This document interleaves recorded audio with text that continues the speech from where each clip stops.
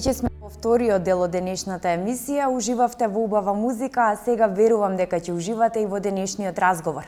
На моја голема чест утрово со нас е младиот писател Јован Илиевски. Добро утро, Јован, добре дојде во нашата емисија. Добро утро, благодарам за поканата.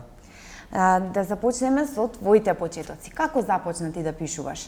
Како прв контакт ете со пенкалото да напишеш нешто свое? Па започнав во 8 одделение, мислам дека, и почнав да пишувам обични раскази, нели како секое дете, обични поеми, некој на понизок стил, ама што пак се издвојува нели од останатите.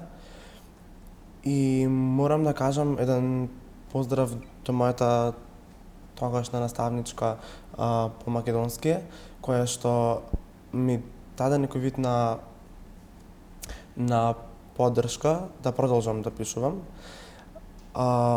Потоа се случи мојата прва книга, кога решив да сите тие текстови да ги ставам во една книга. Застанав и реков еден ден, ајде, зошто да не ова да излезе во една книга. Само така реши наеднаш, ајде ќе направам книга од сето на што го напишав? Па да, и реков ајде, нека биде. Па како ќе бидам прифатен, така. Така. Зашто пишуваше најпрво? Зашто ти беа темите во првите раскази што ги напиша? Првите раскази дефинитивно беа љубовни, беа оние ајде да кажам тинеџерски драми за првата љубов, за првото раскинување, за првата љубов на прв поглед. И сето тоа го објавував на мојот блог, белешките на Катерина Монцен, од каде што искрено од таму добив најмногу желба да се случи таа следна книга, затоа што имаше многу позитивни одзиви од сето тоа. Имаше откако го објавив тоа, најпрво сите почнаа да ме читаат, имаше луѓе кои ме сретнуваа по улица и ми вика: Јован, право продолжи со тоа. И реков, ајде, зошто да не тоа да се стави во книга. Така. Значи започна со блог, блоговите се навистина лесен начин сега, нели, младите артисти да се изразат, да го покажат тоа што го умеат, но и е поттикете за понатаму да направиш и своја книга. Дали пишувањето на твоите досегашни дела беше предизвик за тебе? Дали застана на момент и рече чекај, дали можам да го направам ова, до каде сум? Дали имаше такви моменти додека ги пишуваше? Па, да кажам да. За кругот на животот, кој е поголемо прозно дело од мојата прва книга, сепак е роман, сепак е дело кое изобилува со ликови и со настани, но тоа ми се случи, тој момент ми се случи пред да почнам да го пишувам. Застанав и реков: чекај, Јован, дали ти ова стварно го можеш? Но седнав, почнав да го пишувам и ми се виде дека не е тешко воопшто, и решив да го напишам. И после некој неодредено време се случи и во клуб Матица го изстадов. Значи страшно е само почетокот да се решиш. Понатаму ништо не е страшно. Да разговараме за Душа на парче хартија. Најпрво, нели, за твоето првенче, книгата всушност е збирот, нели, на белешки на Катерина Монцен. Која е Катерина Монцен? Што представува таа всушност, тој псевдоним? Сум добил многу коментари и пораки од типот на која е ова, или ме прашале сега зошто баш Катерина Монцен. Кога го правев блогот, имав некоја замисла да моите приказни ги пренесувам преку некој друг лик, како на другого да му се случува, затоа што секогаш ќе има луѓе кои што ќе викаат сега на авторот му се случило ова, па тоа го пишува, а не е секогаш така. И Катерина Монсен ми е еден измислен лик, посети кој моето име стоеше допред некоја година и потоа решив да излезам како Јован Илиевски. Така. Значи тоа всушност и ти преку измислен лик ги Спонтан, раскажуваш да. твоите приказни. Што е со насловот Душа на парче хартија? Дали навистина остави дел од својата душа во овие раскази? Да. Можам да кажам дека од сите 3 книги до сега, иако останатите 2 се многу пообемни, првата книга ми е најмногу автобиографска, затоа што не само емоции, туку и самите текстови, половина од текстовите се мои ситуации, за ситуации на моја другарка или што и да е, и ми се пренесувани онака баш како што сум ги доживувал, дефинитивно. Така, затоа и токму тој наслов. Да, дека стварно ја не го оставив тоа што беше најдоброто од мене за тој период. Така. Да разговараме и за кругот на животот, спомнај сам нели дека пред да ја напишеш книгата си застанал си се замислил, но интересен податок за тој роман е дека го имаш напишано за само 20 дена. За оние што не знаат, романот има 250 страници, околу 250, нели? Да разговараме за ова, како за 20 дена? Вака.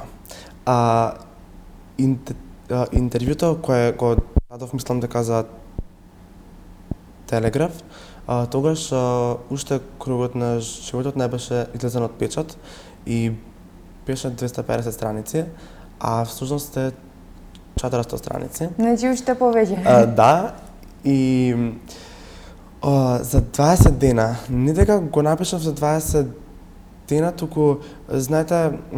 Структурата веќе беше оформена, за 20 дена. Имав скрипта, имав сценарио со кој можев да играм и ликови што веќе ги оформив како такви.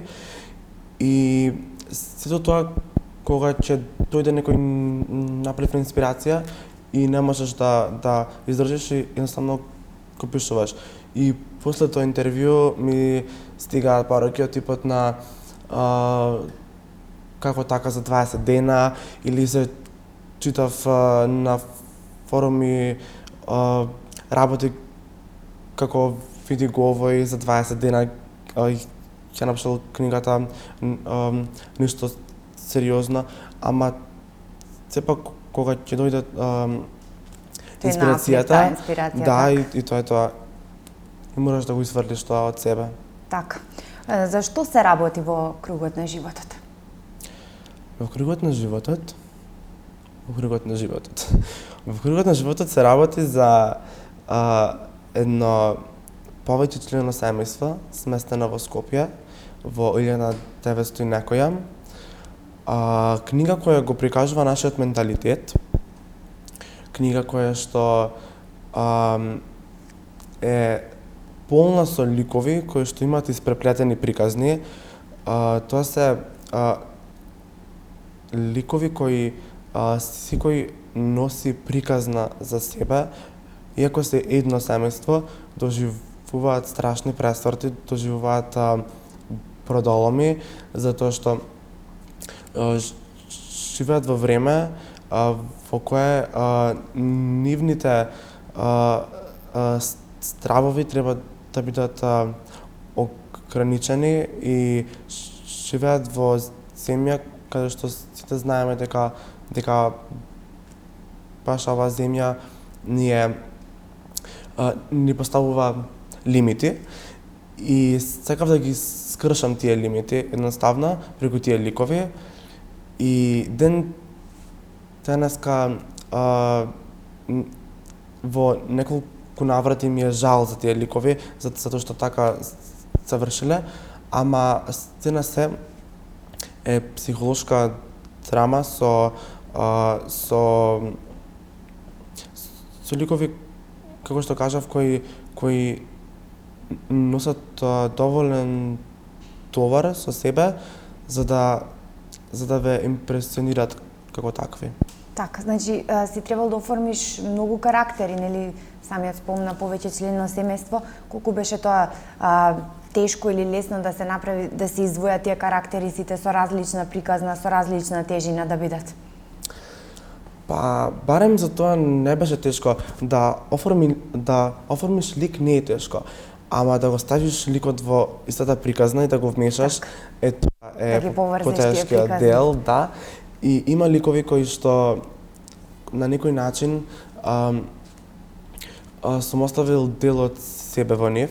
Иако кажав дека мојата прва книга е нели по-автобиографска, кругот на животот има автобиографски моменти од типот на емоции и многу мои досегашни животни настани ги имам вклопено во кругот на животот, затоа што така се чувствував дека мислев дека е потребно да ги оживеам во оваа книга. Така. Ја напиша книгата на 15 години и ја издаде на 16, така? Во клубот Матица. Какви реакции предизвика книгата кај читателите и кај твоите постари колеги, земајќи во предвид возраста на која ја имаш напишана? Сите што до сега сум зборувал со нив за моето твориштво, кога ќе фатеа кругот на животот твораце, истата приказна со сите.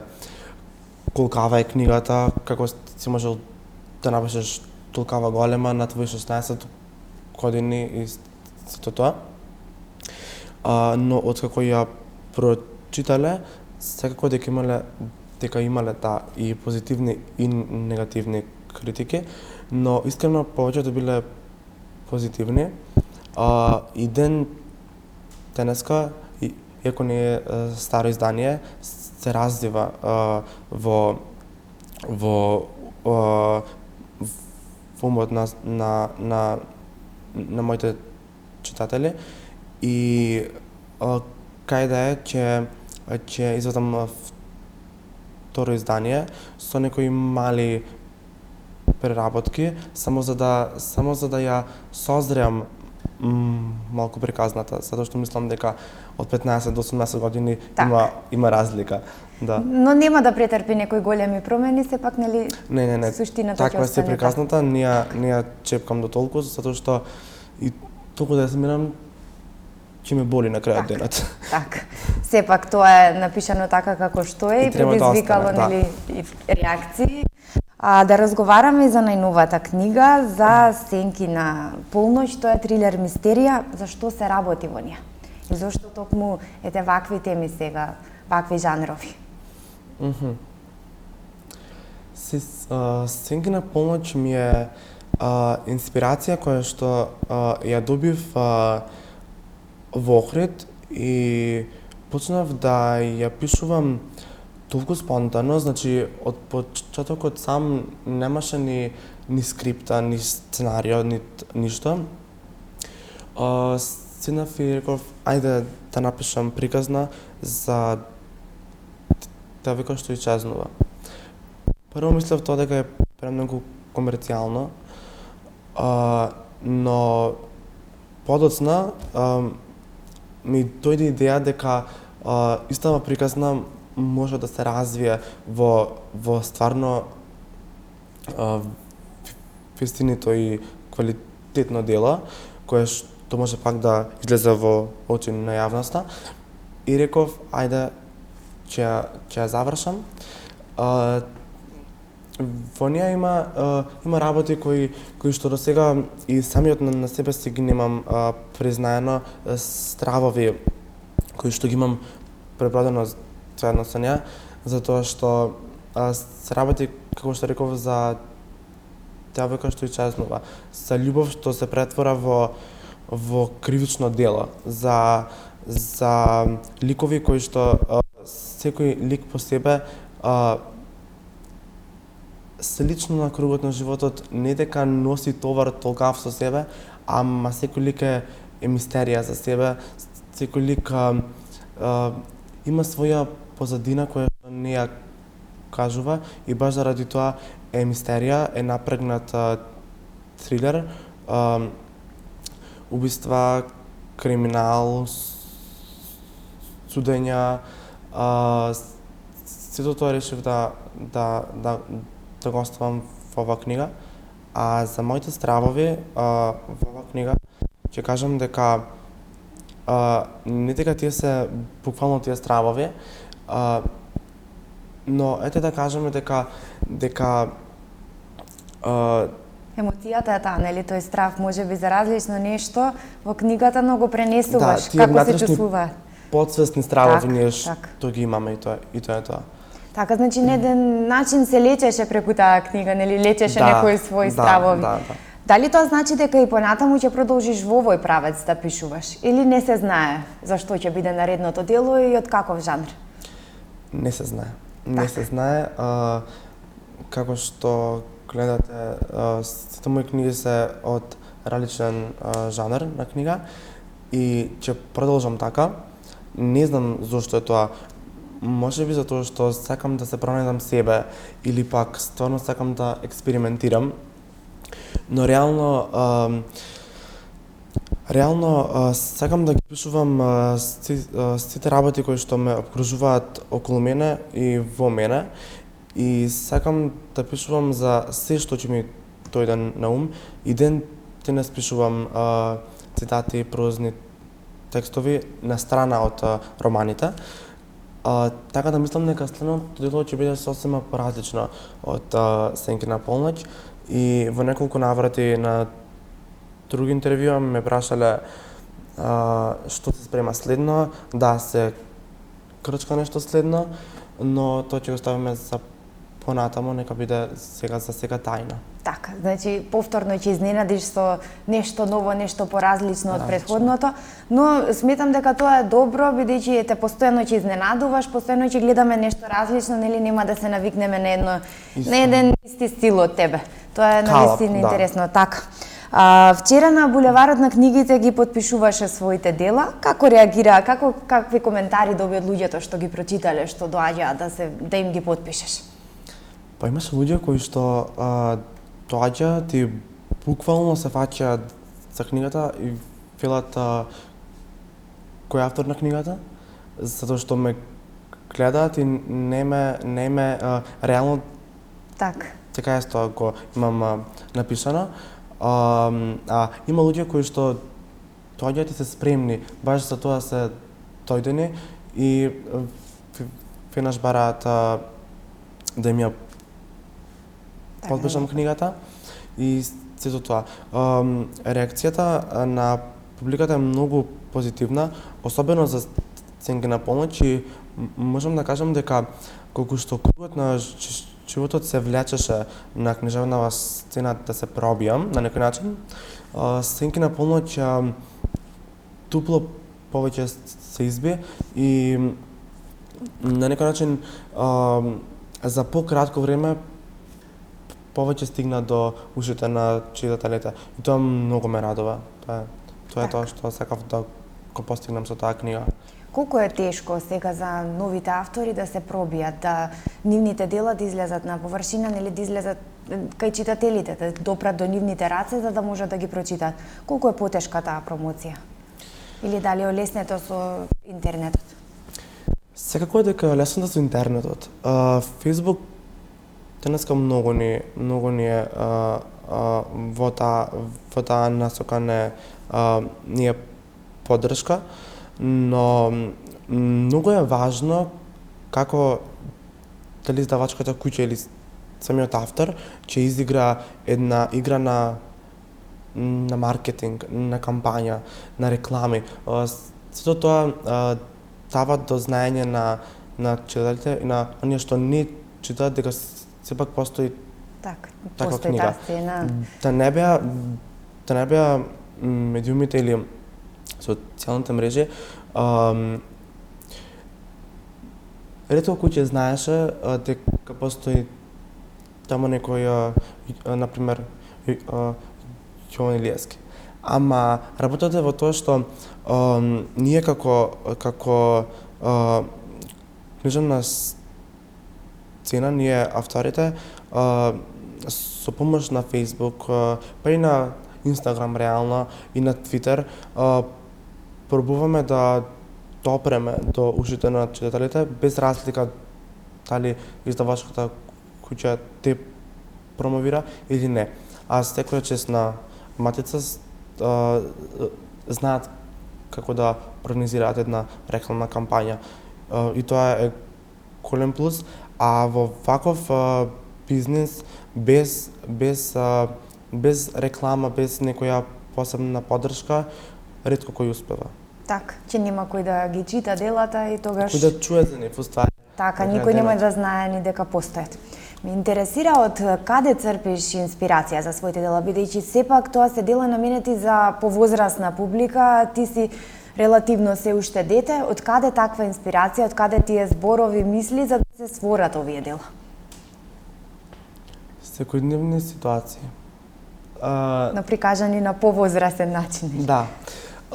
Сега, затоа што е третата емистерија, па ќе кажете од каде, нели, баш од секојдневни ситуации. Не баш од секојдневни, ама знам да седнам и да го извлечам онака најдоброто од самиот ден и да седнам да напишам нешто што е поблиску до реалноста, ама и поблиску до мојата фантазија. Така, да биде некоја мешавина. Да, и Сенки на полноќ, например, не е како првата книга, каде што седнувам и пишувам тоа што го чувствувам во себе, туку едноставно, како што кажав и пред тоа, имам сценарио, имам работи, имам испланирано што треба да се случи, иако понекогаш тоа е мала тајна на нас авторите,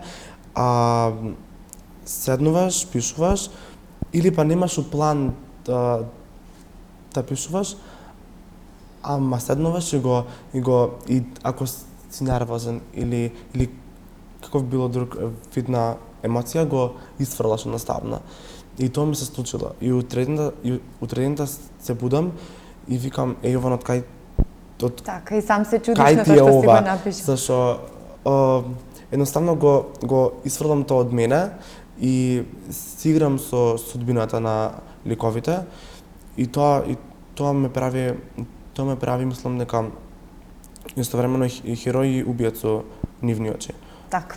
Дали ги анализираш луѓето околу тебе, нивните карактери, па некои делови од нив да ги ставиш во твоите ликови? Дали ти се случило и тоа? Тоа да, тоа се случува. Тоа се случува секој почеток на книга, тоа се случува.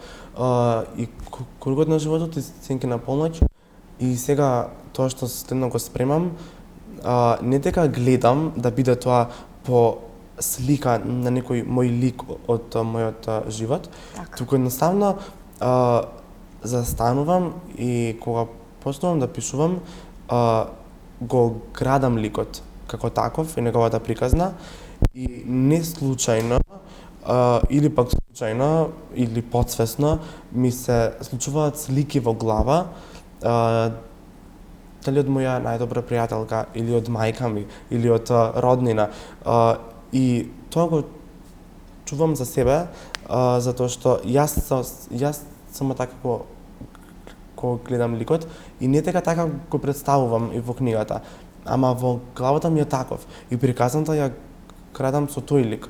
Така, значи подсвесно нешто, некои нишки, нели, од карактерот на оние што ги знаеш, се представени преку твоите ликови. Или па ќе седнеш да зборуваш на кафе или каде да било и гледаш дека во некој лик од твојот, нели, секојдневен живот има потенцијал да стане лик од твоја книга. И тоа и тие што биле како ликови во мои книги, тие тоа не го знаат, затоа што го правам тоа и подсвесно. Така, и посуптилно, нели? Да. Најави, нели, нешто ново, но тоа сепак останува тајна. Ме интересира каде се гледаш себе си во иднина. Што сакаш да постигнеш? Во иднина се гледам себе си како ајде нека биде сакам да Сега ќе оставам време, сега на полноќи кругот на животот, да се пробијат уште малку на книжевна сцена до самата публика. А потоа, откако ќе издадам следната книга, сакам да има уште поголем одзив, што и ќе има, мислам дека, затоа што ќе им дадам време на овие ликови да издишат, затоа што ќе сум тип на човек што кога ќе појде за нешто и сега знае да се напне се истото. Така, мора одма да има и нешто ново. Да, ама не е целош така, не мора секогаш да те има за да бидеш дали на медиум или да те читаат луѓе. Не е битен нели квантитетот, квалитетот е да, најважниот. Да, едноставно ќе ги оставам овие дела, нека уживаат малку во своите моменти на кога нели читателите ќе ги земат во рака и тоа е тоа, па моето следно дело секако дека ќе го најавам кога ќе биде. Така, кога ќе биде готово.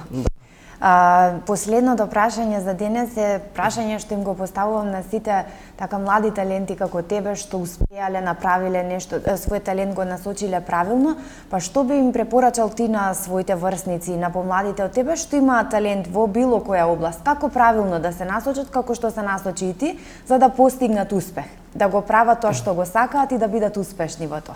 Која е твојата тајна? Рецептот е следен. Најпрво, најважно да веруваат во себе. Да, знам дека сум мал, знам дека сум се уште не толку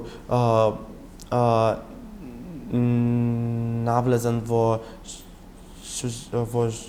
животните пресврти сето тоа, но до сега доволно сум поминал за да знам дека има луѓе кои што секогаш те понижуваат, те така да секогаш има некој што те деградира, нели, што сака да се чувствуваш како да не си постигнал ништо, но сепак тие луѓе не постигнале ни самите, нели, ништо, па затоа е така. Да, и искрено кога пишував во 8 одделение, имаше некој таму што ќе се смее. И сега кога пишувам со 3 издадени книги, некој таму ќе се смее. Луѓето зборуваат од чиста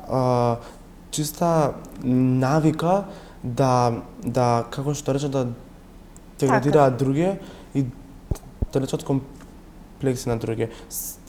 Сега да се натоврзам на тоа, затоа што најважно е да веруваш во себе.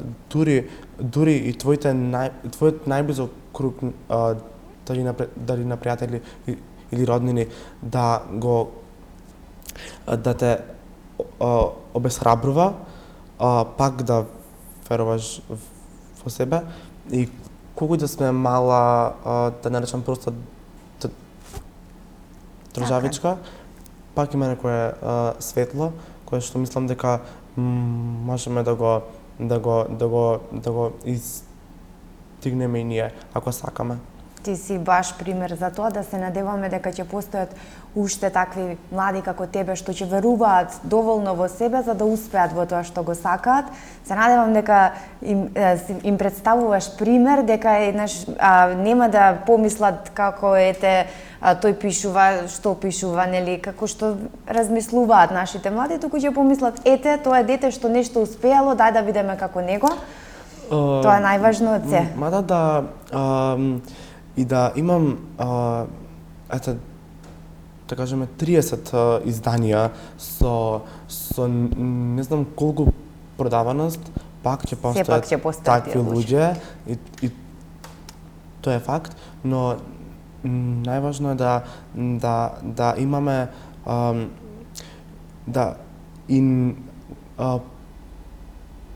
поддршка од најблиските. Поддршката на блиските некогаш и тие знаат да кај се ти со ова, например. Ама Нема леп, нели од тоа. Да, тоа е тоа. Така, најважно е тоа. Клучот. Ти благодарам многу посебно на последниот совет за помладите, ти благодарам многу и на денешниот разговор, што ете накратко разговаравме за твоето творештво. Се надевам дека ќе гостуваш повторно, особено пред издавањето на новото дело, да разговараме за тоа. Ти посакувам многу успеси, многу издадени дела, сите нека бидат од различни правци, ако да уживаме секогаш во нешто различно од тебе. И вас ви благодарам на поканата. Така. Почитувани гледачи, тоа беше денешниот разговор. Се надевам дека уживавте колку што уживав и јас, а сега продолжуваме со убава музика.